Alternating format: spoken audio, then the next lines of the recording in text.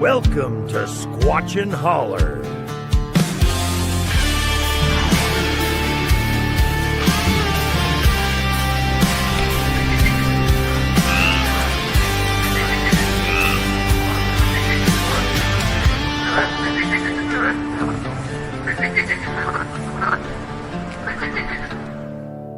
In the mist where the trees lean low, Squatch and Holler's got a tale to show. Whispers creep like a creature's faint howl. Every shadow's got a secret to growl. Monsters rise where the stories are told. Squatch and Holler where the legends are born. Are they here? Are they gone? Who can say? In the holler, the truth just slips away.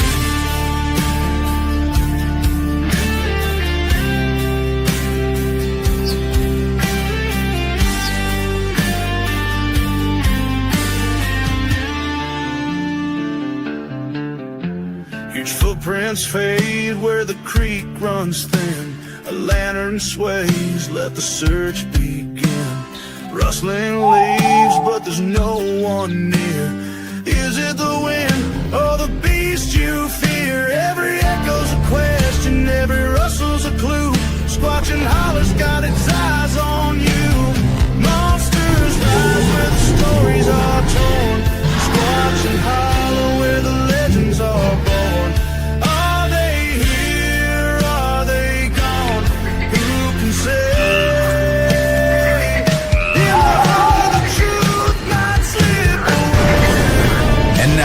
With your Squatch and Holler hosts, Roger Williams, Amanda Stowers, and Ashley Range.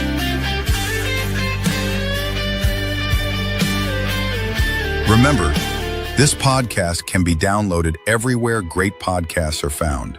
And now the show.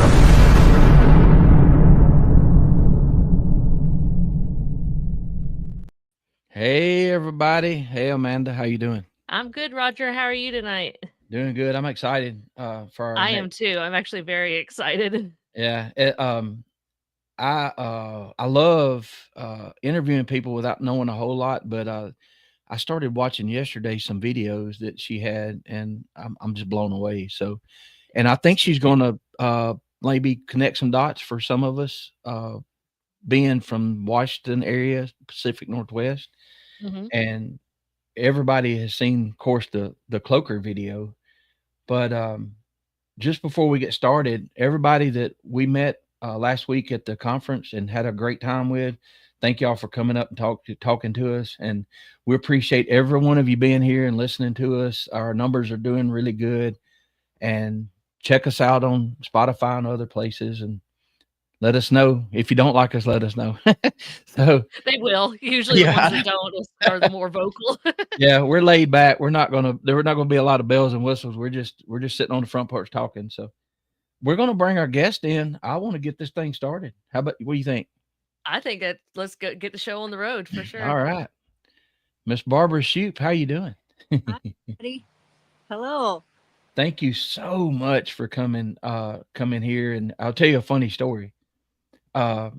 Amanda, like, her name sounds familiar, and a couple days later she said, "Oh, we have a exhibit in the museum that I work at with her name and stuff that you sent David." So she sent some pictures, and I'm like, I sent the Fred Sanford big dummy meme. Yep. Yeah, I've been familiar with the cloaking creature video for many years, and then I'm working at David Becerra's museum and here in Georgia, and we see the displays all the time, and I just Barb and Gabby, okay, and then what is Barbara Shupe, and all of a sudden I was starting to get prepped for this show mentally this week. I was like, wait a minute. And all of a sudden, like a light bulb hit me that you are that Barb. I'm like, oh my gosh. Yep. Yep. So I apologize if I am fangirling a little bit. Like I said, I've been a big fan of your work for a long time. Well, thank you. And it's always nice, Miss Barbara, there we go. The Southern thing, Miss Barbara. It's always nice to talk to people from other parts of the country. And, we shared some things backstage that kind of made me feel better from my sighting. But, um, you know, people always ask maybe how you got into this. What, what, I hate asking that really, but what happened? What piqued your interest? Well, I think a common thing for a lot of folks that are in the Bigfoot world these days that it started in childhood for me. Um, I was probably about 8 years old the first time folks took us camping up at Mount St. Helens before it erupted up at Spirit Lake, and that was where I first heard the story of Ape Canyon. Hmm. Uh, I was I was enthralled. I couldn't get enough of it. My little brother, he was terrified, but it stuck with me. And after that, I just ate up everything I could find. Every TV show, every book, which wasn't a whole lot back then. Right. Exactly. I can The imagine. footage, In Search Of was a good one. Any kind of book, anything that I could get my hands on when I was growing up. And then it was uh, the spring of 2000, or no, the spring of 92. I was here at the cabin the very first time I took a walk up the trail, and I found two broken trees and a perfect footprint. Hmm. And I had been keeping my eyes open before that, but I really wouldn't have recognized anything short of a full sighting or a perfect track. Any kind of vocalization or structure or anything like that, I would have been oblivious to. So when I found that perfect footprint, that was a real eye opener for me. It was like suddenly they were real. But then it was probably another 20 years went by before I really realized that that wasn't just one lone individual passing through to more remote places. Mhm. Right. Uh, Now I know there's a whole family that lives out here, and they're pretty much always around. So So they live close to you. So when you do your research and videos, it's kind of close to home. yeah, oh yeah, they come right here in the yard at the cabin. My first good sighting, and even then I didn't even know what it was right here. There was a juvenile jumped out of the trees over my cabin, and he dropped straight down out the top of one tree, hit a limb, bounced off of that limb over the roof of the cabin to another tree. He hit a limb, dropped down to a lower limb from that one, and then back over the roof of the cabin and bounced off the corner of the porch and was gone. And I was stumped for a long time because there was no wings, no tail, no arms, no legs. It was just a black ball of hair. It looked like a monkey doing a cannonball. Right. But Hmm. I mean, who has little Sasquatches in their trees? I mean, that just seems kind of ridiculous to think about. And where's mom? And so by process of elimination, I kept coming back to that, baby Sasquatch for a long time, and it wasn't for another probably another 6 years or so that I finally got to see the big guy up here following a herd of elk. And at that point, that removed all doubt that a little Sasquatch. So That yeah. Do they come around at night and kind of like curiously play around and I yeah. do. Yep, I'll hear them underneath my window at night. There's a creek that flows right past outside my window, and I'll hear them splashing and playing in that. I'll hear whistles. Sometimes it sounds like like the sound of a dog shaking off when it's wet, like a huge Hmm. dog. I'll hear that sound right outside my window. If it's drizzly or wet, I think they shake just like the dogs do. Um, yeah, when I sit out here with friends, we have the fire going. We'll get whistles. They'll throw sticks at us. You'll just hear the movement and the shadows all around us. Strange odors. If it's Mama Sasquatch, we usually get a floral smell. The one I think of as the tree catcher gives us a sulfur smell. And then there's another juvenile that's lately been giving us uh, the sewer smell. But there's also a poopy smell that's kind of like a lot fresher than the sewer smell. And the poopy smell is just kind of a just don't do that. Just bad idea, kind of a warning type of smell. So, Ha- Interesting. have you ever felt threatened at all? No, there's been a few times where, I felt my heart go up into my throat and I've wondered Mhm. what the heck have I gotten myself into. It, Yeah. it was short-lived. They've never really put me in a position where I felt like I was in danger. If anything, I feel protected. So, That's interesting you say that. I've heard that before from some of our friends that live, in other states. Um, I know that the people that I know that are in a situation like you are, uh, it's um, it's it's scary at first, I guess, especially if you don't know what it is. But as time goes along, one of my friends that had an encounter years ago in the mid '80s, he said, if he got up close, 20 yards, he said, I figured if he's out here, he's always been out here, and he said right then he could have hurt me, and he didn't. They interrupted him. They were stealing a calf, and he just kind of huffed at them like he was upset at the kids and walked off. I Have you ever?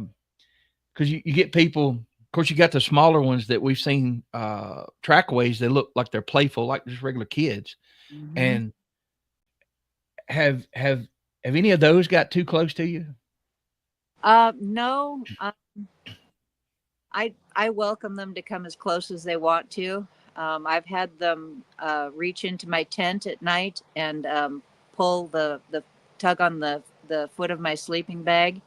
I've had them push on the top of my tent and push my pillow up against the top of Oh, my no. Wow. and yeah, that doesn't bother me at all. It's you know the day that I was up here and I saw the big one following the herd of elk, that was 2012. One of the first things that went through my head was, should I be afraid? Mhm. That was immediately followed with, well, they've had 3 decades to get me and they haven't done it yet. Yeah. So I'm Wow. safe. Yeah. Well, we hear that, Amanda, kind of a lot, Actually, yes, a lot. and I know people that'll listen to this later, and may have people in chat, they're like, "What, you live with them?" This is going on all over the country. It's just a lot of people don't talk about it in public. Mhm. And what made you, because I know my reason, what made you decide to talk about it amongst people just out in the public? Well, it's just too big and too amazing and too wonderful just for me, just to keep to myself. I mean, these are, I don't want to say miraculous, but when you're new to this, it's miraculous. Mhm. It's spiritual, it's beautiful. It's like you've got this whole nother page in the book of nature that you didn't know was there. And when suddenly it's just part of your life, I mean, that's just way too much for just me. I mean, Right. I believe that the things that they've given me, the camera captures, the experiences, the ability to go out into the woods and have an experience like I do, those are all their way of reaching out to the world and saying we're here. And for me to just sit on that feels wrong. It's I have absolutely nothing to lose by sharing these things. And if it enlightens anybody, opens up even one mind to get them to go out into the woods and just talk to the woods and see what happens, you know, Mhm. help other people build their own connection and see that there's more going on than what you just what you would think is here, then it's Mhm. all worth it. Yeah. Amanda, you wanna get that question there? That's Yeah, so for our audio listeners, Danny Buckner asked, Barbara, do you talk with them or is it kind of mind speak? I talk to them. I'll just go out and just talk to the woods, or I'll sit here and talk to them. I think to them sometimes. I don't know, if they're hearing me, but I do get responses when I get things from them that's more like a feeling or Mhm. image in my mind. Like if I'll see a picture of a place flashing in my mind, okay, go to that place. Or out of the blue, I'll get a thought that just pops into my head out of nowhere, and it's like, okay, follow that. Or I'll get a feeling, turn the camera on now, and I'll do that. And Mm. when I follow those feelings, it seems to work out pretty well. But I don't hear them talking to me right. or on very, very rare occasions. So Yeah. my buddy Greg, he's in a similar situation. He lives right at the Bankhead National Forest in Alabama. He's had them on top of his cabin, all kind of things. But he asked, "Do you feel that Bigfoot are drawn to certain people?" We ask amongst ourselves that all the time. Hmm. Do you have an opinion on that? Yeah, I think they do. I think they can see into your heart, they can see into your mind, and if you're somebody that they can trust, that that is open and not going to be broken by it, Right. Hmm. I think they'll reach out to you. They'll respond to you when you reach out to them. Because there's a lot of folks out there that they might be highly competent, intelligent people, but if they were faced with the reality of what's going on, they could be broken. And Hmm. I think there's some folks that could never come back from that. They need a little time to adjust to what's out here. Not just thrown in their face like some of it happens. Well, Yeah, we're in the 100% South. agree. I agree with you too because I have a cousin, and he's like the modern day Daniel Boone here. And growing up, he's been in the woods. He provided for his family, and he said, "Man, you're full of it." He said, "I've been in the woods all my life, and I've never seen one." I said, "And you won't, because I know what you would do, and they know what you would do, Hmm. without question." So, I feel that. I can't give you a reason why I believe that, but it's a feeling. Like, I've had things happen to me that have stopped me. I don't know what it was. I couldn't take a step forward, and in my head, I'm like, if you'll let me go, I'll turn around and leave." And then when I said that, it's just, that was really a long time ago. But I didn't know how much I knew until I started talking to people and going back in years and think, wait a minute, what was that? So I really like that answer. You Well, thank can't unsee it, that's for sure, Mike Prime. Yep. No, you can't undo it. Once it's in there, Yeah. there's no changing that. I mean, and y'all, everybody listening on Spotify later and all, look at us. I'm 54, and this happened 40 years ago, and I'm still talking about it. So it changes, your way of viewing things. And like you said, Ms. Shoup, once you see it, it's like, I was like, what if this thing is real? What else is real? Yep. Yep. So Oh yeah, lots of things out there that are real. That's I had fairies fly at my camera a couple of years ago. I never would have guessed. I've heard other people say that they have fairy experiences, but Bigfoot's always been my thing, and I just never really thought about fairies until they flew at my camera. And Oh, then wow.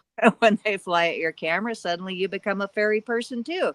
So and I would imagine that whatever is on the other side of the veil is probably just as diverse as it is here.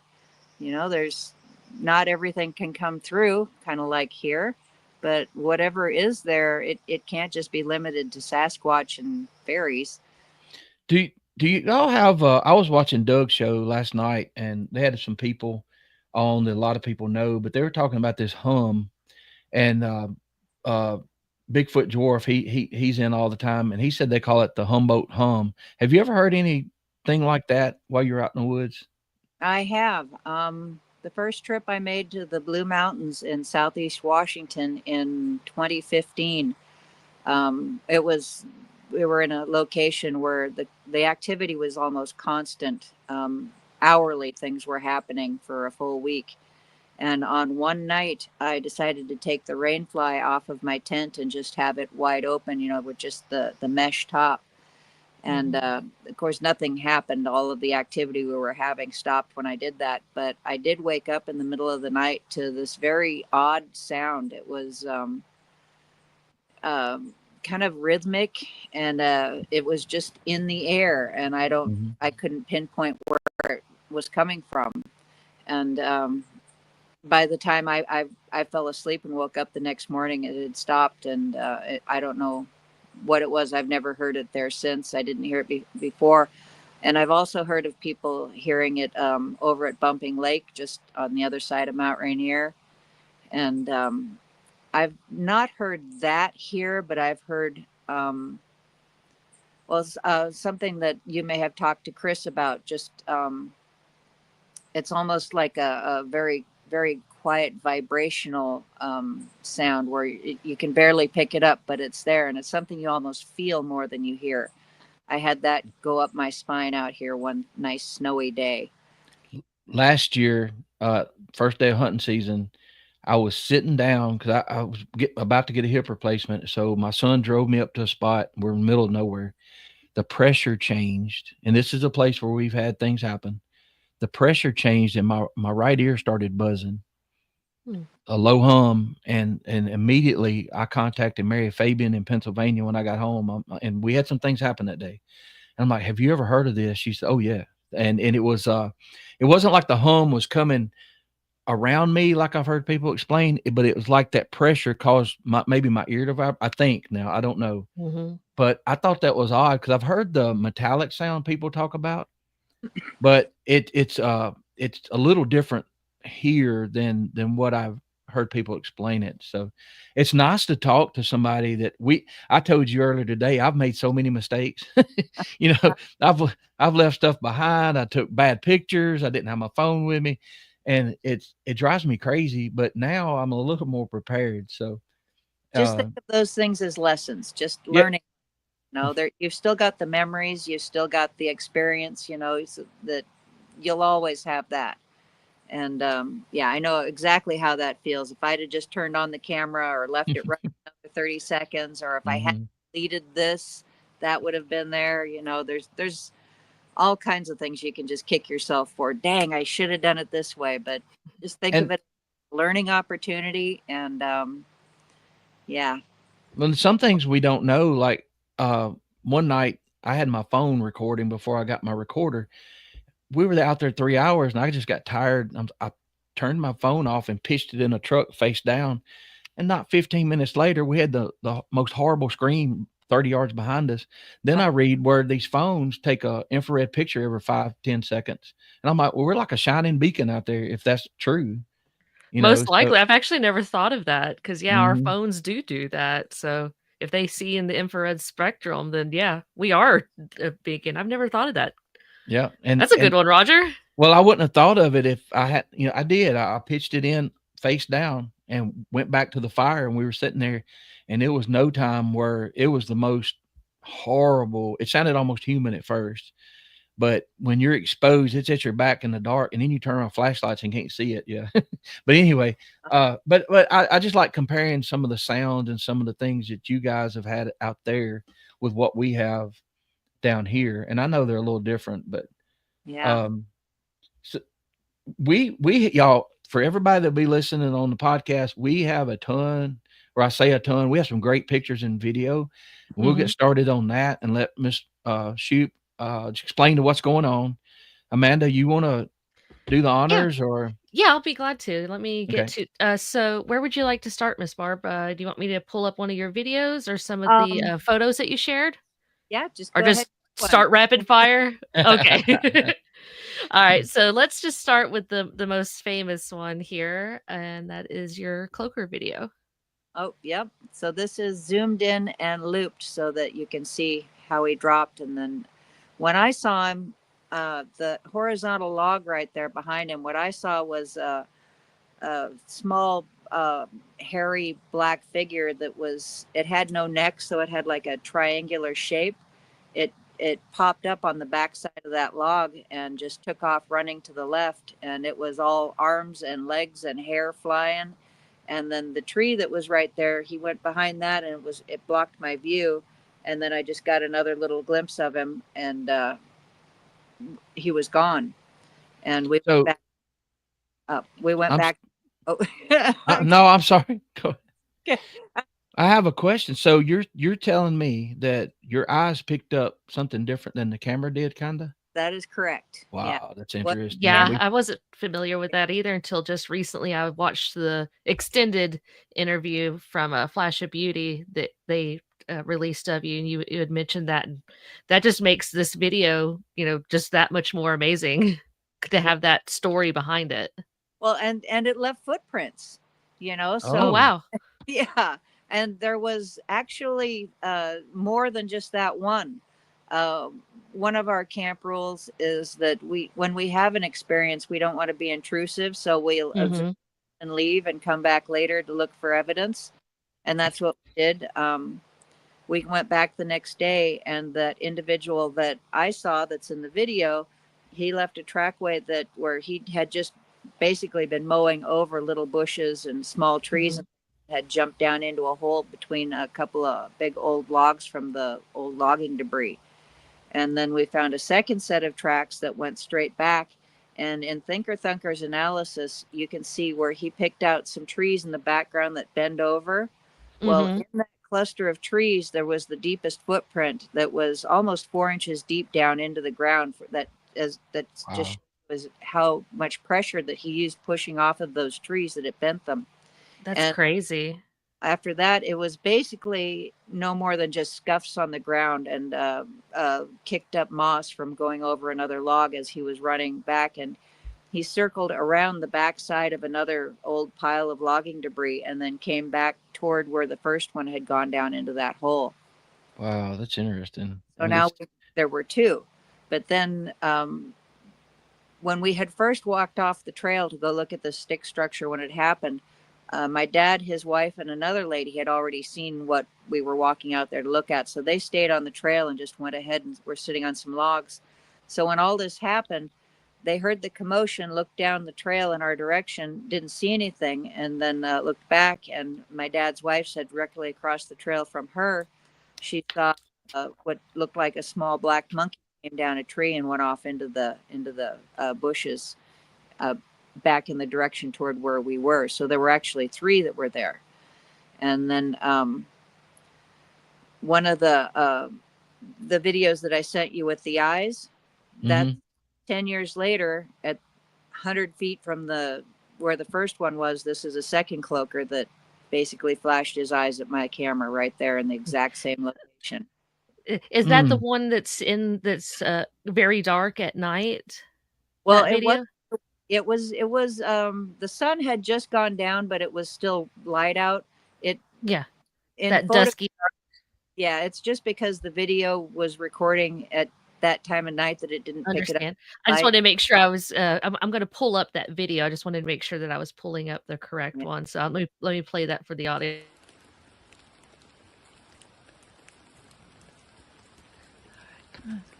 I'm recording.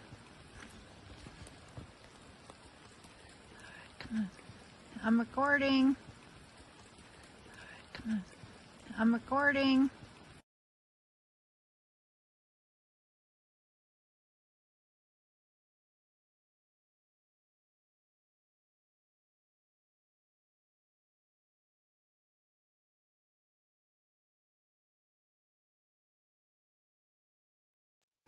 Wow.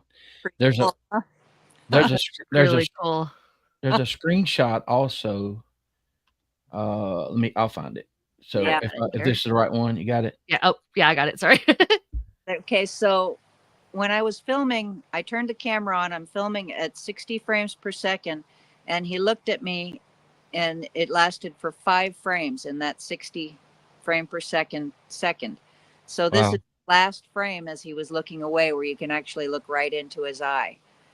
And the other one that I sent you was frame 3. And in that frame, in all the frames, you can actually see his eyes behind the glow. But that's the fairy. Oh, But my bad. I was looking for another one. I don't know if it got uploaded or I not. don't know. Yeah, some of them I didn't get to. but Let me. there's one I'll just look. the outside outline of his cloaked head in the third frame. But figuring it at 60 frames per second, 5 frames in that second is nothing more than a glint of light. Right. So Yes. that happened. I didn't see it. I wasn't aware that it happened. All I knew was that something had happened. And so I went back to the cabin and I went over the footage and I didn't see it, but I just knew something had happened. So I started going through it, looking very slowly, frame by frame. And that's when I spotted the eyes. So when Hmm. I'm recording, he was, I did my recreation, measured it out. He was 75 feet from the camera and basically 100 feet from where the cloaker was 10 years ago, 10 years earlier. Wow, that's crazy. Yeah. So there's some people in the chat who are asking two questions. One, was the camera emitting any kind of light when that happened, or do you believe that the eyes themselves were self-illuminating? The eyes were self-illuminating. Yeah, I wasn't using a flash. The sun had already gone down off in this direction, which would have been behind the eyes, off on the other side of the trees. There Mhm. was no light source to create a reflection. And being 75 feet from the camera, even if there had been, it would have been too far away to pick anything up. So, Mhm. and one of the Wow. things that was really handy about it was there was a little dead forked tree, and he looked at me between those forked trees. So when I went back to do my recreation, it was Mhm. like looking through a sight to pinpoint exactly where he was. So That's cool. on the other side of that tree was just open space for 70 feet. And I put my lantern inside the little cluster of trees that was there, and it matched up perfectly. Wow. Mhm.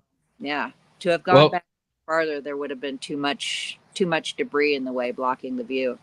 and Mm. people in the audience, one thing I was impressed with by watching some of her short videos, she goes back, measures, and gets Yes. all the information she can. And I'm glad to see that, because a lot of times when we find something, we don't like. Blackie is in right here. He's in chat. When we were camping at Hollands, they found some fingerprints and they took pictures, but we didn't get any scale.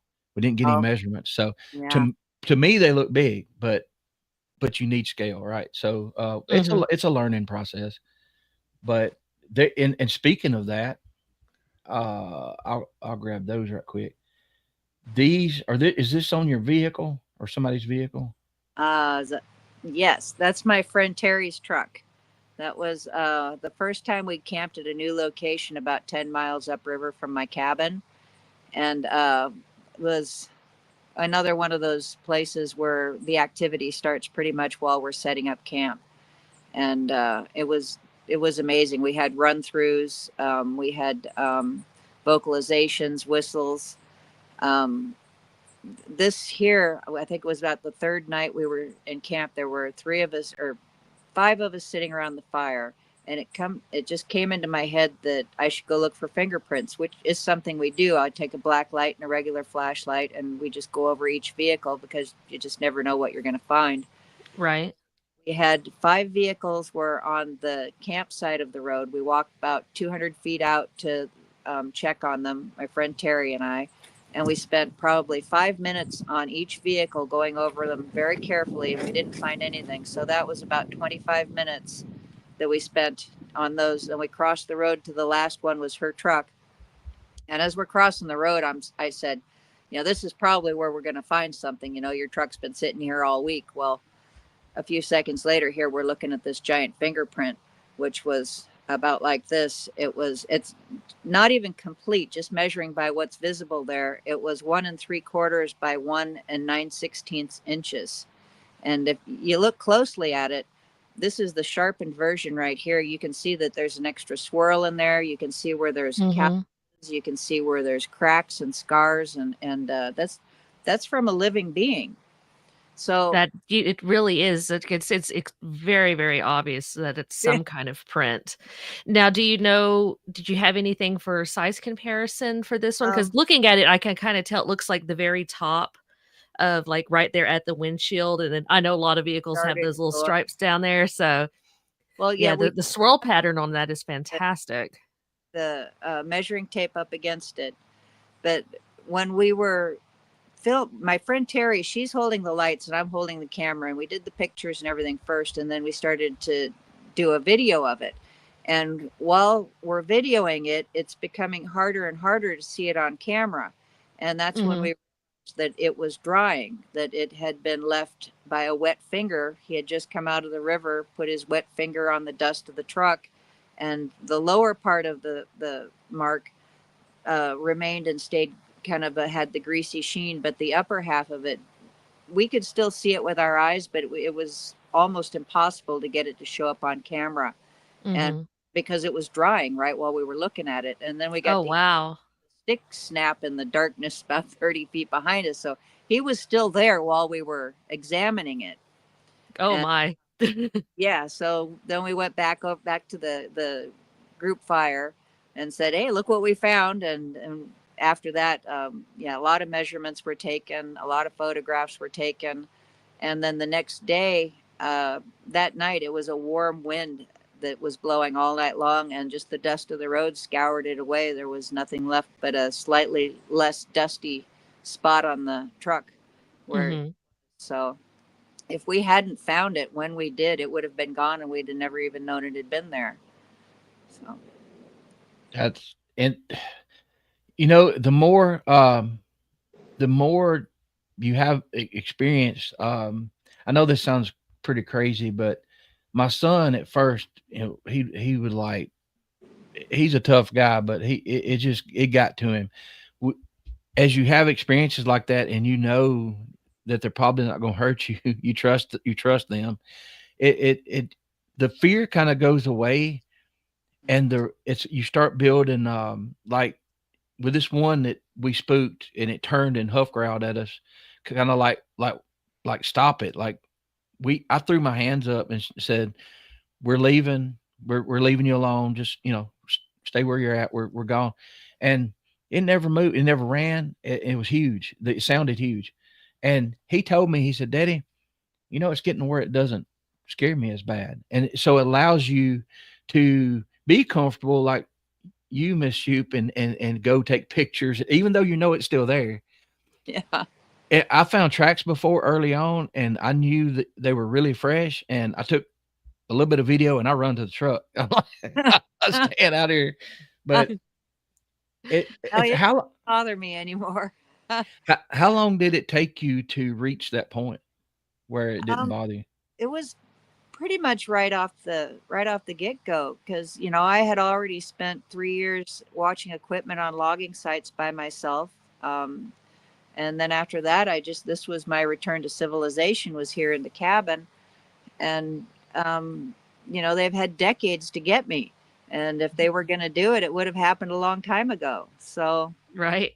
I figure they're reaching out to me, and if they were reaching out to me to get me, it would have happened. I believe that the things that they give me are gifts that are meant to be shared. The videos, the experiences, the prints, Hmm. all of these things are meant to be shared, and so they're not gonna attack me and say share this. So, Yeah. My question is, have they ever let it known that they don't want you to film them or take a picture or anything like that? when that's the case, they just turn the camera off for me, or my video will be glitched. I've had Yeah. people come here and tried to do documentaries.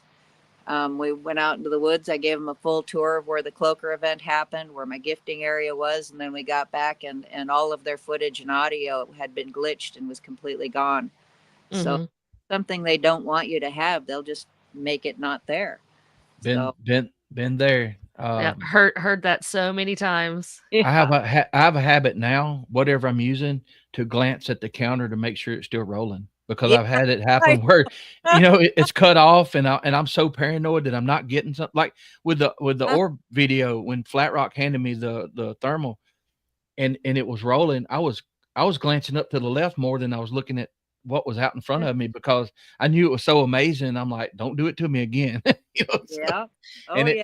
it worked that time. So, Yeah. um, that's a perfect segue, I guess, to use a big word, for Amanda to show, like, the exhibit they have, where you're gifting, and some of Oh the yeah. items. We can look at some of those, and Amanda, Yeah. y'all can work through that.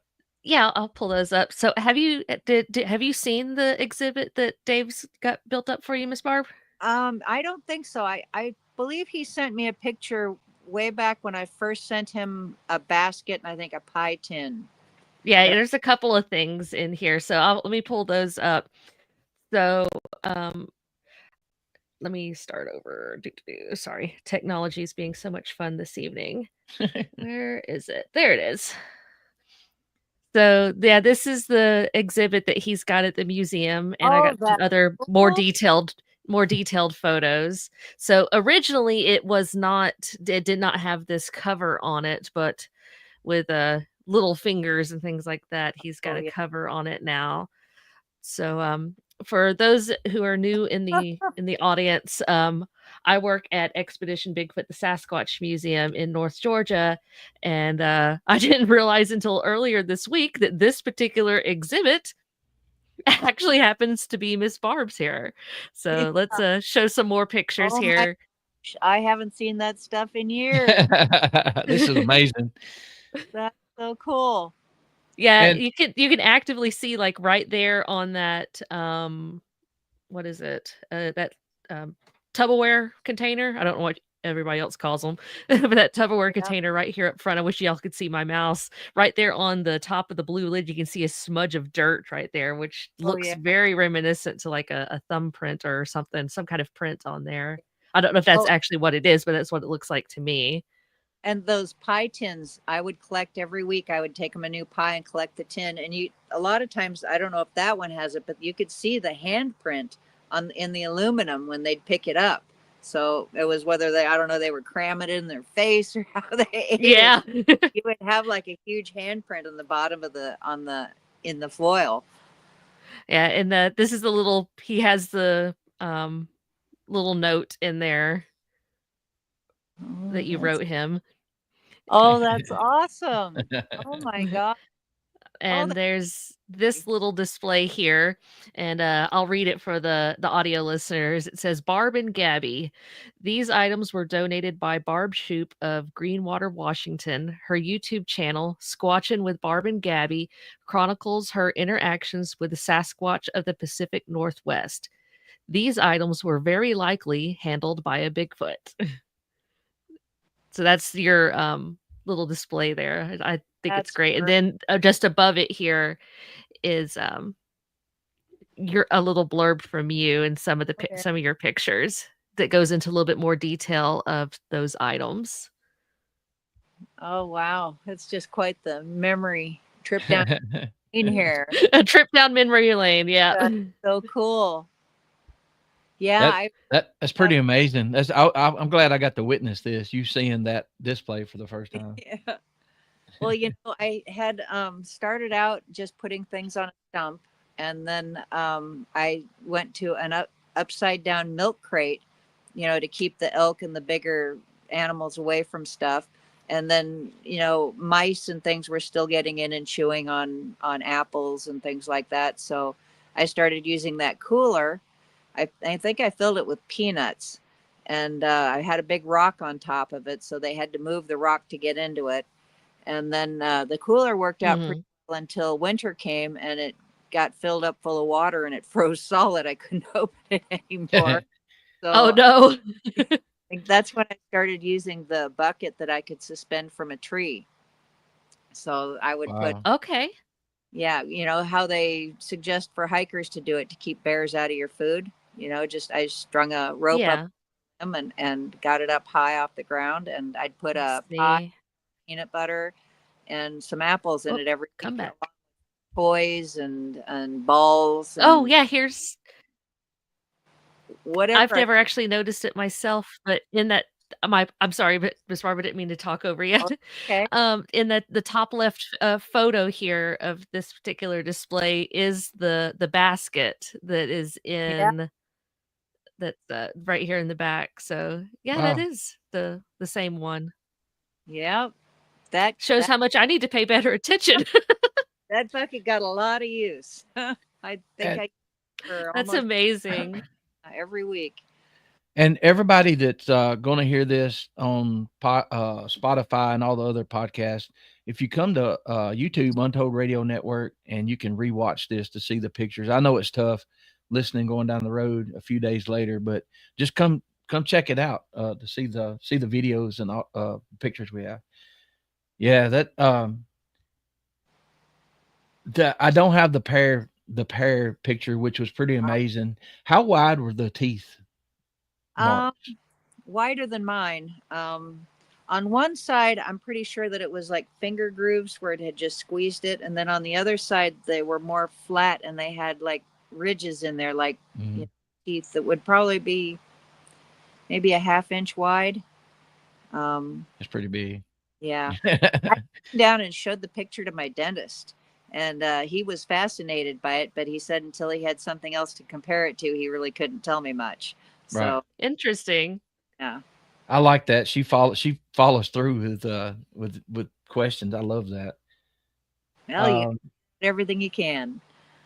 so right in the middle here, you wanna mention your book? We've had some people mention it. Yep. It is The Unseen Audience. Oh, she's got it. Oh, she's got. Sure. Let me pull it. My bad. I was gonna show it off, but nice and big. Let you show it off better. It's my story starting with the first footprint that I found up here and all the experiences that, well, most all the experiences. There was still quite a bit of stuff that never made it into the book, but it'll show you my journey from being just somebody in the woods having experiences, thinking that these are just an undiscovered form of wildlife, to where I am now, where they're my teachers and friends, neighbors, guardians. It's quite a journey. So it's pretty much all the stuff that's just gone on right around the cabin here. There's a little bit of things from the Blue Mountains, but it's yeah, it's quite the journey from the beginning to the end. And then I'm going to be working on the next one, is going to be things that happen when I go camping. So this one is The Unseen Audience, Walking with Sasquatch, and the next one is going to be Camping with Sasquatch. So I'm assuming that's on Amazon or mhm. okay. Y'all look it up. Now there's a video and we asked Miss Barb before the show come on. We're like, what in the world is this? There's a Oh picture. yeah. Let's show the picture first and then we'll show the video. Sorry, I was You're good. multitasking backstage here. Yeah, we both were like, what? Yeah, I was jumping on here, just making sure that all of the stuff was doing my backstage stuff, and I was like, "What video is this? I haven't seen this one yet." And so I saw this picture here with the red arrow pointing. I was like, "Okay, what is that? Is that something there that I'm seeing?" And so I'll go ahead and play the video next, and then We can let her explain after. But watch him. Here. See that arm, that hand? Yep, you see that's a juvenile hand. He just jumped out of the tree on the other side right there. And then that's actually the ground, the high point of the ground between the trees. It drops away on the back side and goes down the hill. And then you'll see that log. When he goes down the hill, he jumped over the far end of that log and bounced it. Wow. So if you see the way the log moves, you can see that he hit one side of it, and then it kind of goes sideways just a little bit when he pushes off the far side. Up and to the right, kind of Yeah. a little bit. Yep. Yep. That's wow. So the guy standing there, did you see the little Bigfoot at first, or did Well, it just spook and run and surprise the you? the full story to this, there were actually three. So one of our campers had just gone for a drive, just exploring, and was a few miles down the road from camp, and decided she'd gone far enough and was going to turn around and come back. So at this little intersection, this gravel road intersection, she's turning around and she sees a little Sasquatch climbing a tree, like hand over hand, like climbing a ladder, climbing the limbs. oh So wow. she tells us about this. So then we go back to investigate. We found the trackway through the grass coming up the hill to that tree, and then where it had left again, going back down. The prints weren't like in the dirt; they were just you could see where the plants and the grass had been dragged and then crushed with each step. So while we're checking that out, we also found firewood. So the next day we went back to get the firewood, and while we were there doing that, another little Sasquatch jumps out of the tree. So Mhm.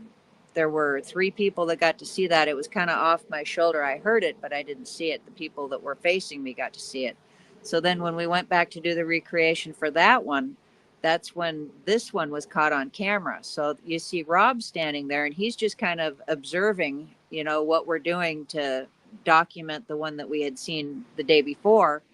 And Mhm. he said that he thought he heard something. So he kind of looked, because there was a sound that got his attention, but he didn't see anything.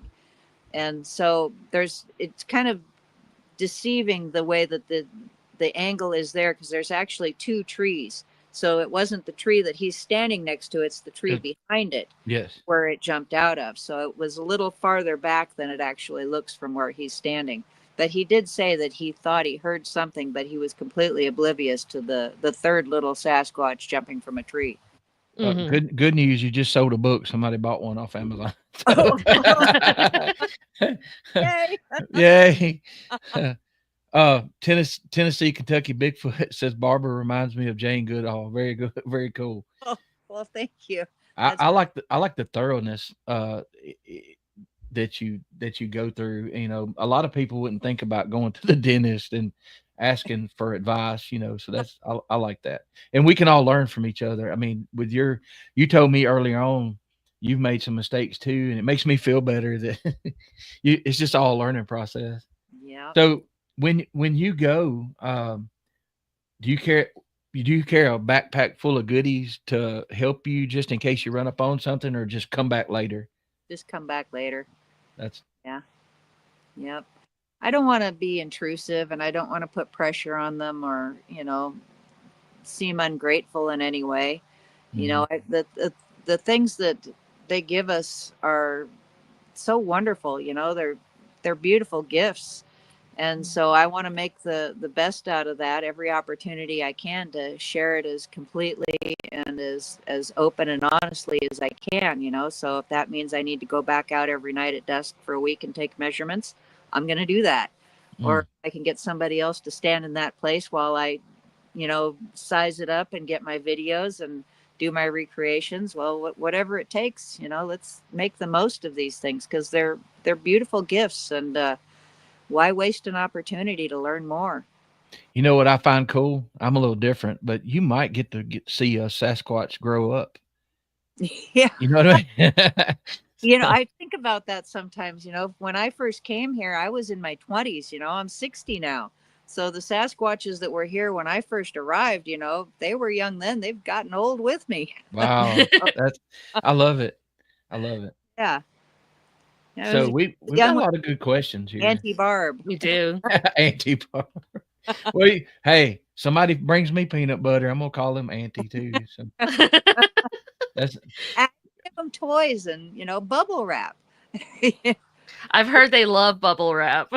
Well, they only did it once. They took it and they went across the creek and sat and popped all the bubbles and left it there. And then I replaced it with fresh bubble wrap, but they never bothered again. It was just the one. So. Gotcha. Peanut butter and bubble wrap, I'd be in trouble too. I'd be caught. Yeah. for hours of entertainment. So Yeah. So, Yeah. That's a joke kind of, but also we find out they're more like us than not sometimes. It's a very human thing to do. I mean, what human has not given bubble wrap the full pop at least once? Absolutely. And so with the gifting, I tried that one time, not knowing what to do, what not to do. And I make a joke. Everybody knows we take the subject seriously, but not ourselves so much. And we took my son and I took apples and oranges, and I cleaned out a really big spot in case something stepped in, I might get a track, right? And so we had such a terrifying experience because we wore out our welcome. That's what it was. And my thing is, Bigfoot apparently don't like oranges.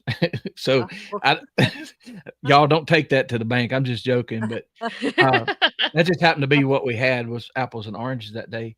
But I've learned from some of my Native American friends, you know, to, like you said, respect the area, respect them. And sometimes when we're just there enjoying the land, and I'll speak out loud or in my mind, we're here to do whatever. We're going to leave you alone. And it seems to be working. The younger one, he's kind of feisty, so we never know what he's going to do. We'll hear the rock clacks and of course the screams. And one night I heard something. I talked to a investigator that's been doing it for 5 decades, and he imitated the sound that I didn't tell him what it sounded like. And he said it's probably a younger male trying to perfect his infrasound. You know, he can't hit that low note yet.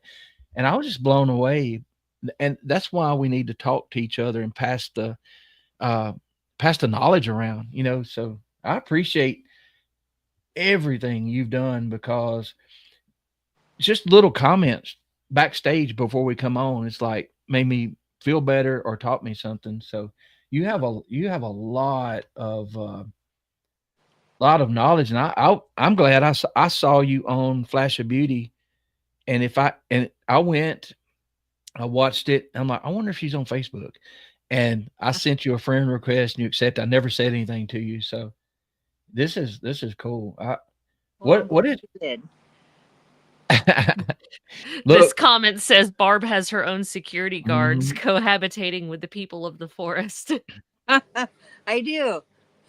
Who is So that? Oh, Kenny has Kenny Hess. Yeah. okay. Pretty eh, much, yeah. Yeah. A year ago in June, I woke up at 5:30 one morning. I woke up and I was sitting upright in my bed with my eyes open. Never before in my life have I woke up sitting upright with my eyes open. mm. Goldie's Mm. sitting at the foot of the bed looking back at me, and in my head I hear, "Don't try to run, you're just gonna go under it." And then a tree fell on the cabin. Oh, Yeah, and wow. while I'm trying to figure out, don't run, a tree falls. So they knew the tree Oh was. my goodness. And yeah, so here my 100-year-old shack with no foundation had absolutely no damage whatsoever. And to me, that was the tree catcher protecting me. And yeah, there was somebody that was here that knew what was going to happen, that managed to catch that tree and set it down gently enough that there wasn't even a shingle pushed out of the way. So Wow. Wow. it hit the cabin enough that it knocked a few things off the shelf inside, but yeah, there was no structural damage whatsoever. And that to me says I am protected. They've got my back here. So So That's what amazing. I sent you the video of the orb that we caught, and I don't know if you remember that or not. We'll show it again, but there you said there's several different kinds. Does that happen there on the property? Do you see orbs, oh and yeah. what kinds have you seen? Before I even knew the Sasquatch were out here, I was seeing orbs, and I thought that those were ghosts. I worked up at the local tavern 20 years ago, and the bartender and I would get together after we closed and go ghost hunting in there, and Wow. saw orbs in the parking lot, and I'd see orbs out here, strange lights, like flashing blue domes of light that just kind of come up out of the ground and disappear. There's all kinds of different light things. There's like mists. There's columns of smoke that I've seen moving like Hmm. vertically, like they're walking. Oh Cloaked wow. people. I saw a Sasquatch that I believe was cloaked in a manner that made him look like a cloud. He was white but transparent. And then Was that yeah, on the ground that you saw that? yeah, he The was on the cloud? bridge, just walking across the bridge, and then he got to Oh the wow. pier. That's So amazing. yeah, I think they can do pretty much whatever they want, whether or not they're actually doing that or whether or not they're triggering chemical reactions in your brain so that you perceive that. I don't know. I think it could probably be a little bit of both sometimes, particularly when it comes to smells and things. But Mhm. yeah, they can do a mist, and they can create forms with these lights and mists and smoke, and I'm not sure how they do it, but they do it. And one night I laid in my tent and I watched the swirling mist forming faces. Oh A lot of wow. people will talk about having like a slideshow in their eyes where they'll be shown face after face after face. And I did have that once during one of our early campouts where I laid there thinking to myself, well, I'm never going to get to sleep if this keeps going. But it was just one face after another. And then when it happened the second time, it was actually up in the top of my tent. You Mm. can pull the sleeping bag over your head if it goes away, and then you pull it back out and it's there again. It's not your eyes, it's actually there. So this was just a silvery swirling mist. And, there's red orbs, blue orbs, yellow orbs. There's the ones that are, I believe the fairies aren't actually even balls of light. They're actually solid orb-like beings that, Mm. the one fairy picture that you put up, she's the one that glows. She seems to put all of her energy into just being bright, but the other ones aren't. They don't have a shape like she does. They're just a round, pale gray orb that is so fast. I measured out the ones that flew at the camera from where it first appeared down the road until it flew past me was 123 feet in less than half a second. Ooh. It gives you any idea how fast they are. And That's really that- fast. yeah, it makes a hummingbird seem slow. Right? Yeah. So there's that kind of an orb too. And then Quick there's- question for you. Yep. The faces that you were seeing in the mist, were they humanoid faces like people, or were they They were faces of different Sasquatch. faces? They were Sasquatch faces. There was one that looked more human than the rest. Most of them were very ape-like and gnarly looking. They were not human at all. But there was one that was very human-like. It's just kind of, I've got the image stuck in my brain where he's just the big jaw, and he had like this huge hooked nose, Yeah. but he didn't have the forehead. He had the big brow and then no forehead like the Sasquatch do. So he looked very human, other than the massive nose and the lack of forehead. He wasn't all gnarly or apish like the others were. But so I don't know exactly what that was, but he was one of the faces. That's With- really interesting. It sounds very similar. I don't know if you've seen the in quotations troll picture face that researcher Leo Frank shared when you described the Oh. bulbous nose. That's what that reminds me of. No, I wish I had it now. Yeah, I'll send it to you after the show. It's Cool. really cool. I think he called him Carl, possibly. I know that David shared it on the Bigfoot. Not sorry, I'm losing my train of thought tonight. I know that David shared it on the museum's Facebook page when it first came out. And I think that was in 2019 or 2020. Okay. And then he ended up sharing it surprisingly on that TV show, Paranormal Caught on Camera. So I'll make sure to find it and send it to you. Would you want to? I have a 26-second video of that orb we caught. Will you want to look at it again and kind of maybe give us some idea what it might be? Because we don't know. We don't know. I mean, we have no idea. But you can see it pulsating. It looked like a human cell with a membrane and a nucleus, and it's on black hot. That is amazing.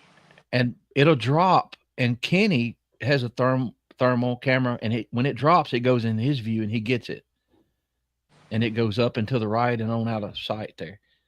I'm glad there's no audio, because I was freaking out a little bit, but I stuck with it, and I thought that I had lost it a couple of times, but it's almost like it felt like it stopped for me to catch up. That might have been in my head. Do you have any? No, I would say that was definitely an intelligent orb. It was conscious of you being there, and it was probably fully aware that it was being filmed. And that wasn't by accident. The orbs that are, I don't think there are any orbs that are just balls of light that don't have any consciousness to them. I've been told by Arla and other people that this is one of the ways that the Sasquatch and other entities travel, is they can turn into orb form. And whether it's just their essence or however they do it, I don't know, but they are intelligent. And we've had them here and in the blues where they will interact with you, where they'll even go behind a tree and stop, like they're peeking at you like a Sasquatch would do. And well, I'm going to tell you what happened just before this. I was handed a thermal camera that was really expensive, and I didn't know how to use it. It was on, but it wasn't recording at the time. And I saw when I pulled it up, I was looking at a face looking back at me, and y'all were talking about noses.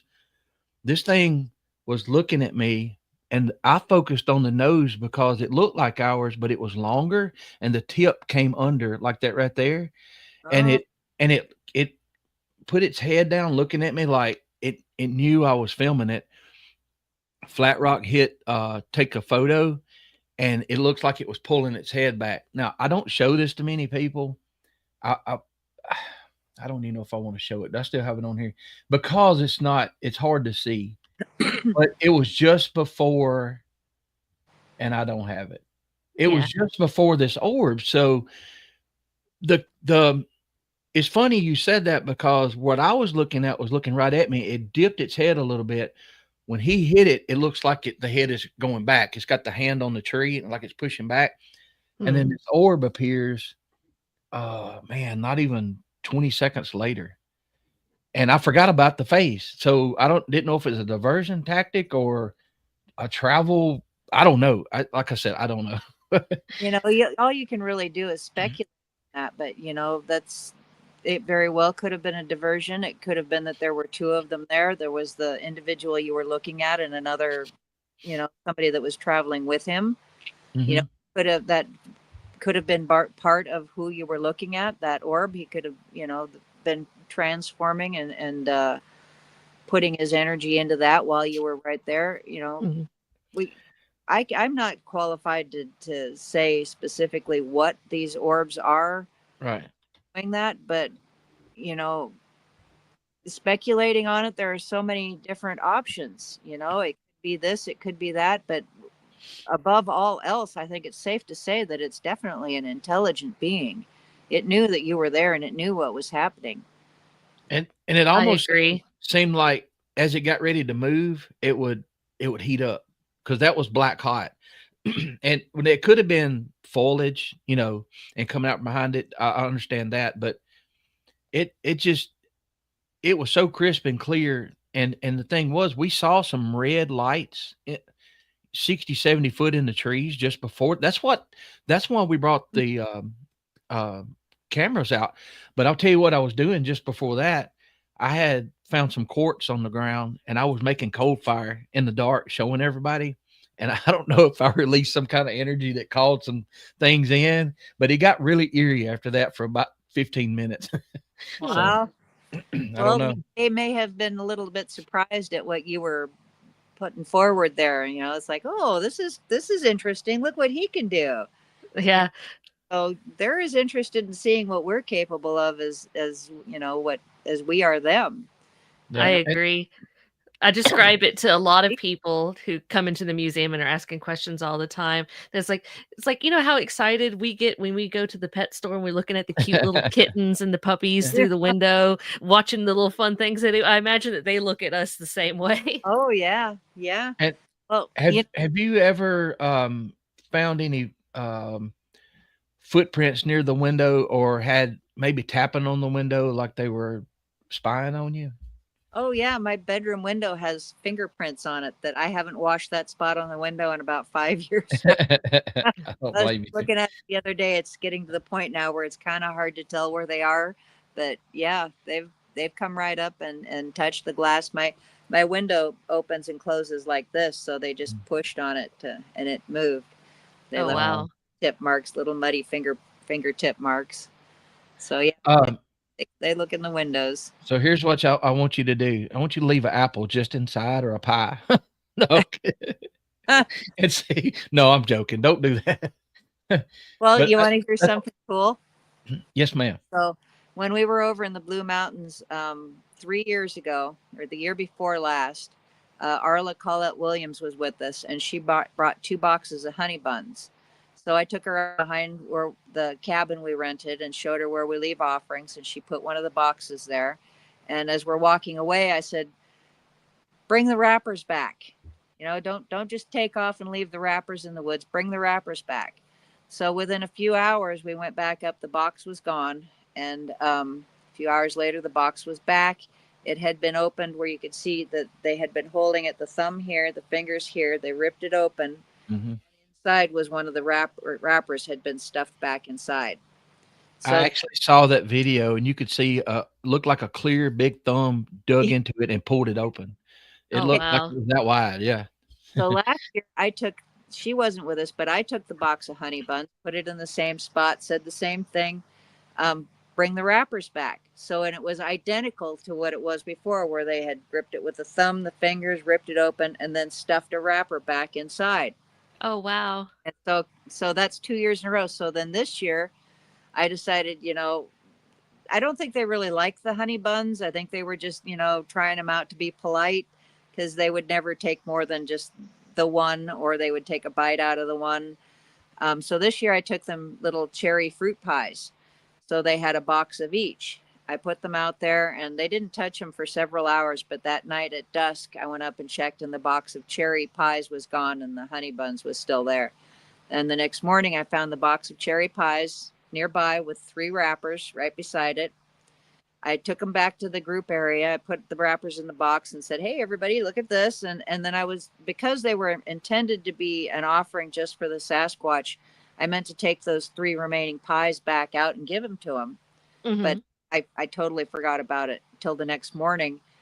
I saw the box sitting there and I went and I checked, and now there were 2 cherry pies left and 4 wrappers in the box. So they wow.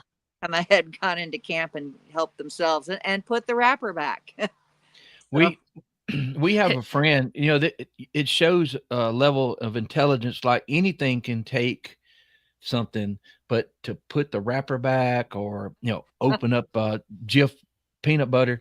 We have a friend that's a really good researcher. He's in Ohio.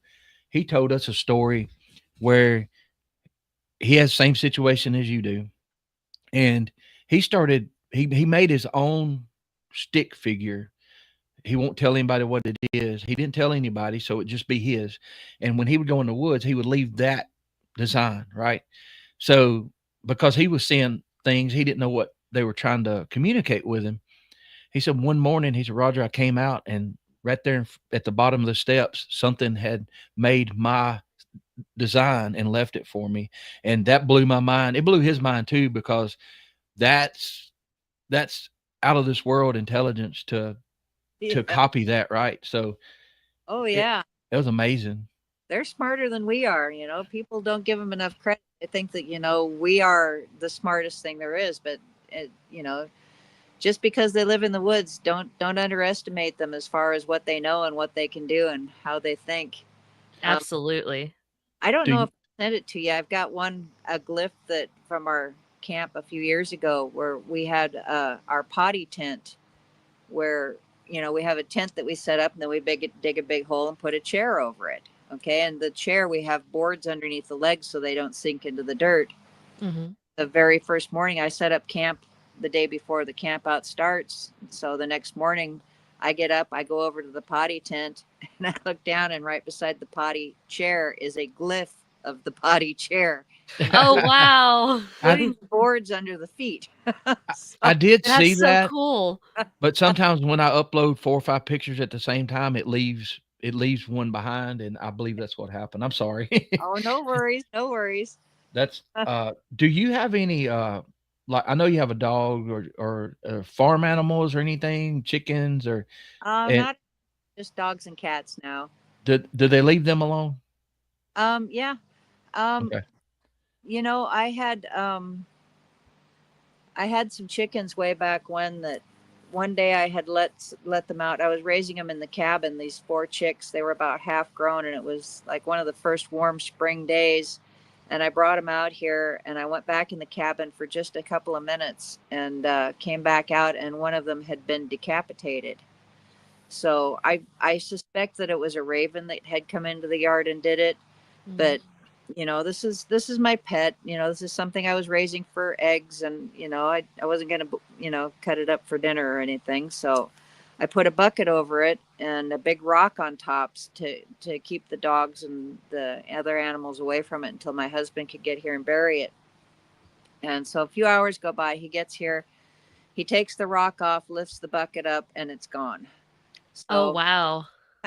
I'm not sure how, but I'm pretty sure the Sasquatch helped themselves to that chicken. But I don't believe they killed it, but they did take it, because we never did find it. And Right. dug it out, and I mean, it took hands to lift that big rock up and take it. So And the fact that they would put it back almost in that exact spot to where you didn't notice that it was moved until Yeah. your husband moved it. That's crazy. It's And actually very interesting. I just recently took a report from a nice lady up in Michigan, and she a Sasquatch has been coming on her property, and one of them decided one night to take one of her chickens, and she caught it in the act of it, and she fussed it out as it was going away. That's my favorite chicken. That was her pet out of all of them, and the very next day she came, and that chicken, it was still alive, but they had taken a piece of chicken wire that was just some scrap later and had wrapped it around it and set it in oh, front of the barn back where it so was she's supposed to. saying you can back. She's not going to get away now because I have her wrapped up. Exactly. Like, here you go. I'm sorry. I So- put her in a pen, a very small pen. Right. Like, So- I'm sorry. Here, I've wrapped it back where you should get away. I'm sorry. Do you still have your dog? Well, Gabby passed away. Oh, I'm sorry. Um, about 6-7 years ago, but I have Goldie now. And, she's a special gift too. So Did Gabby and your current dog, did they let you know something's up? oh yeah. Or- Well, when Gabby was with me when I had all of my experiences, the day that we heard strange talking and whistles and I got to see the Sasquatch following the herd of elk, she was right there beside me the whole time. Before that day, when we'd go out in the woods and just be wandering around bushwhacking and we'd sit down to take a break, she would always sit on my feet and lean against my legs. But after that day, she started sitting behind me and leaning against my back. So, Mm. like, you just Watching never it. know where they're going to pop up, and you watch that Right. way, Mom, I'll watch this way. And her head would be on like a swivel when she knew they were around. It was like you just don't know, so you got to watch everywhere at once. And Right. then as time went on, it got to be so that they would give her toys, they'd give her balls, and they'd play with her. She'd get the zoomies out in the woods, and she'd run, and then she'd stop and look. Are you there? Are you watching? Are you going to play? Yeah, come and run with me. Come play with me. Yeah. So she was pretty close with them, especially the younger ones. There was a couple of times that I thought I saw Gabby, as a blur running through the gifting area while I was stalking it, only to see her run from behind me and run off with the blur. Ah. She comes back without it, looking over her shoulder like, hey, you were supposed to chase me back. Where'd you go? So she had Do her own you relationship with them. do you I know you said you saw the big one just like once or a few times. Do you think he's always there watching out for the others, or is he out hunting for the family? I know that's speculation, Yeah. but it's fun to talk about. I think there's probably always part of the family somewhere here on this mountain. It's a big valley, and I think that they can probably travel from one end of it to the other in a very short amount of time. So I think there's probably the youngsters, the little ones are probably almost always here. The older ones, the adults, I would say, are probably either off hunting or farther up on the mountain. I know they come down here, but not nearly as often as the little ones. Do you have you ever found any nest, or do y'all have caves in the area that you think they might stay I in? know there are a few caves around here, but they're few and far between. I don't know that they use them. I found places where sitting spots, like on the side of a steep hillside where behind a tree, it'll just be kind of hollowed out and everything's crushed. There'll be a lot of moss and leaves making it look pretty comfy. I've found like a blind.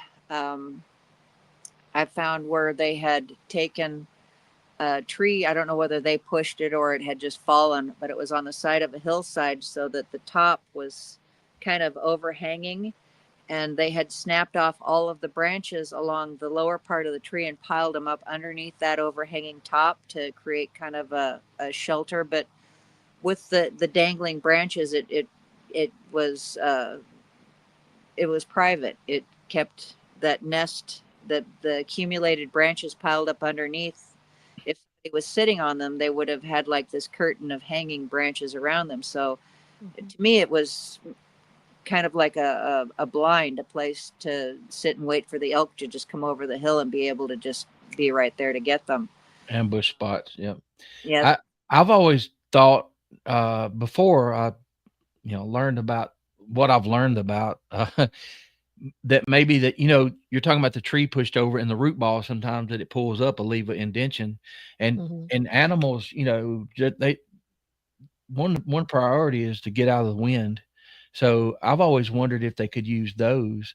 And also I want to start paying attention to those and see if they're all facing one way here to block maybe a northwest cold wind in the wintertime. So I haven't done that yet, but I've been writing things down to kind of check, because some of the researcher friends I have, we bounce ideas off of each other, and we have the hills and hollers and valleys and stuff, and we have quite a bit of caves, but I'm wondering, like you're talking about hunting spots too.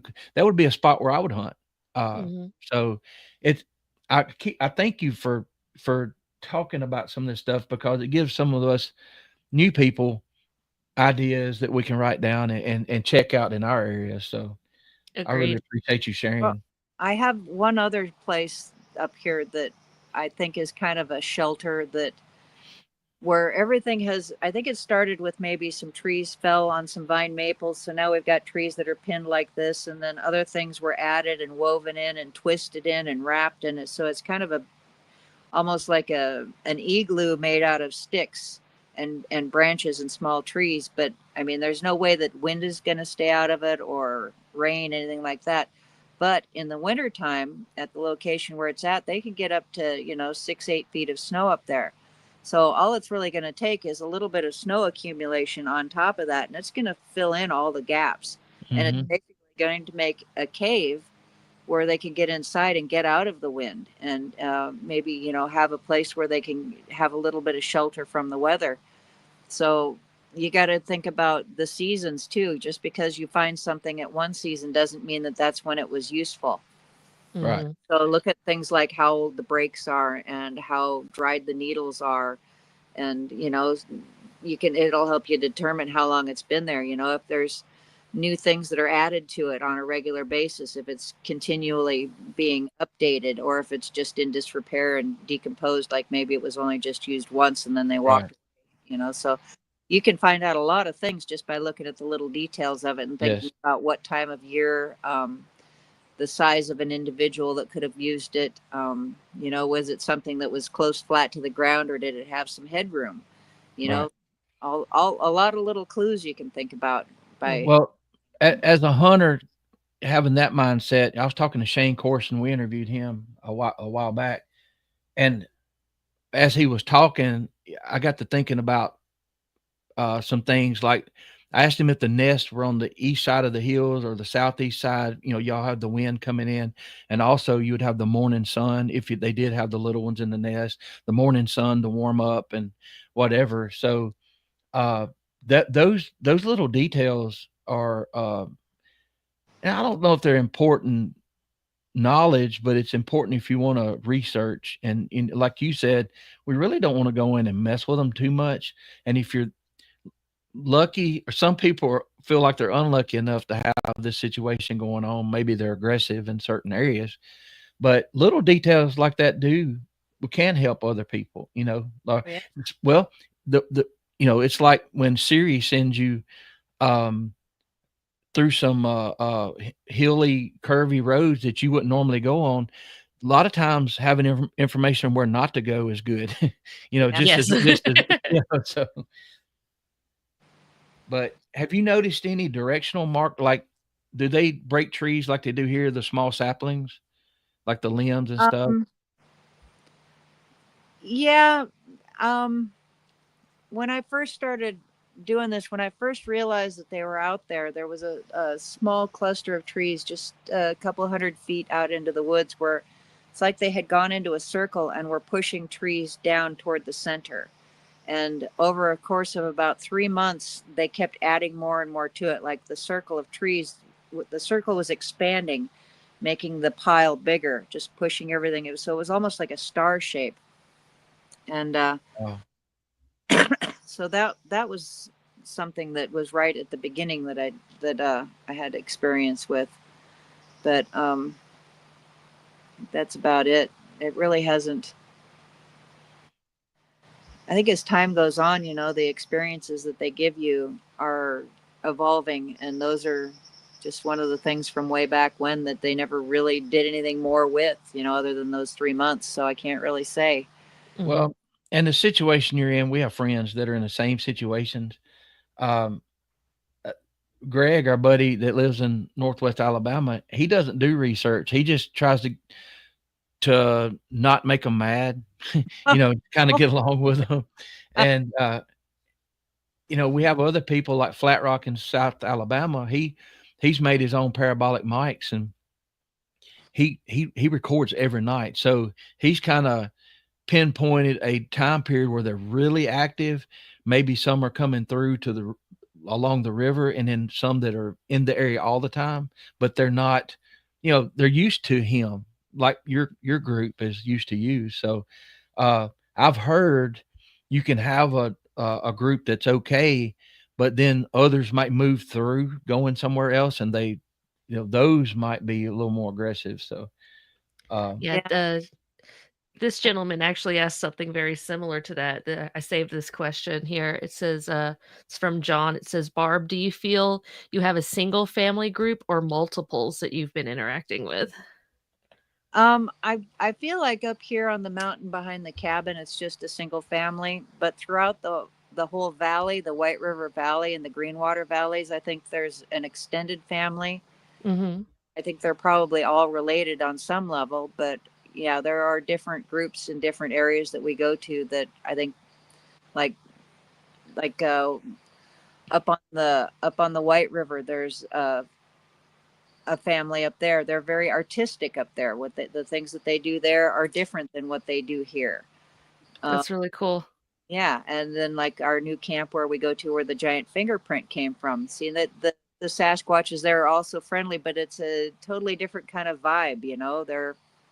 They're much more playful, and so I think even though they're probably all related on some level, yeah, I think that the whole valley just has different families. So like every drainage probably has like its own particular group that likes to just be there. So it wouldn't take long for them to go from one side of this valley to the other, or one end of it to the other. Mm-hmm. So how often they cross paths, I don't know about, but I know that there's rarely more than a month that goes by without some sign of them right here.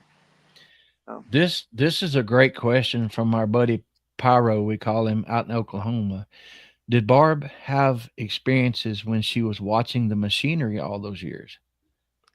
Now, see, I don't know that I did or didn't. I think they were probably well aware of me, but back then I was so oblivious that unless I had a clear sight or a perfect footprint, I wouldn't have recognized anything. Yeah, that makes sense. A structure or a sound of vocalization, I would not have had a clue. And there's no telling how many people that don't believe in Bigfoot have actually had encounters and don't know it. So I bet that's a fact. Yeah. Because I know for a fact that, deer will lay and let you walk by. A lot of animals will do that until they just have to go. Like maybe that you walked up on the cloaker and it stayed still until it had to go because you got close. So it's just a natural reaction from animals and people. I mean, if they're trying to hide. So. Well, there's been times that I've just been standing 10 feet from the trail, and if I don't move, people will walk right by me and not have a clue that I'm there. Usually it's little kids. The kids will spot me and Yep. They're like, hey, I'm right here. I got to tell you a funny story, Miss Barb. So working there at the museum, we have a life-size replica inside the museum, and when people log onto the Facebook page or to the website, that's the first thing that pops up. So of course everybody wants to have their picture taken with him. So not long after I started working there, if I'm lying, I'm dying. This couple came out of the museum and said, "Hey, where's the big Bigfoot? So we could take our picture with him." And I was like, first I thought they were pulling my leg, but no, they were 100% serious. They were walking through a museum about Bigfoot and couldn't even see the Bigfoot in the museum, the big 8-foot tall replica in the museum. So Yeah. here I am thinking, it's like, no wonder nobody can see any, are people really that blind that, Oh, I think people like you said, have if you, blind their own personal they really do. Mhm. So yeah, I So think of that all the time. That's like, if you can't see a Bigfoot in a stuffed Bigfoot in a Bigfoot museum, there's no way you're going to see him, see outdoor. one in the wild without Yeah. looking a little broader into your periphery here. and I've seen the same thing with hunters. I've had hunters walk by me. I'm just standing still, like you said, Barbara, and they just go on out of sight. I was with my wife and my mom. We were on a trail in East Tennessee. Of course, I'm head on a swivel, looking at everything. Of course, I'm interested in everything too. But I saw this guy. He was about 6'2", wearing a bright blue shirt and bright orange shorts, and he was coming up the trail. And it right at the split, he took a left to kind of give us room, and I just nodded, and they're oblivious, and I'm like, guys, you got to be more aware of your surroundings. Why? What that? This guy just walked. No, he didn't. I'm like, so, but as long as you have one person in the group doing that, I guess you're okay. So, Or a dog. exactly. Yes. Pay attention Yeah. to the puppies. Yep. So, Miss Barbara, we're an hour and a half in. I could talk to you for 10 hours, I'm sure. Would you like to come back sometime? I would love to. Okay. And we got everybody. We'll show her book again because we appreciate. I'll show it here. Okay. Oh, you got it. Go ahead. I got it. So There you go.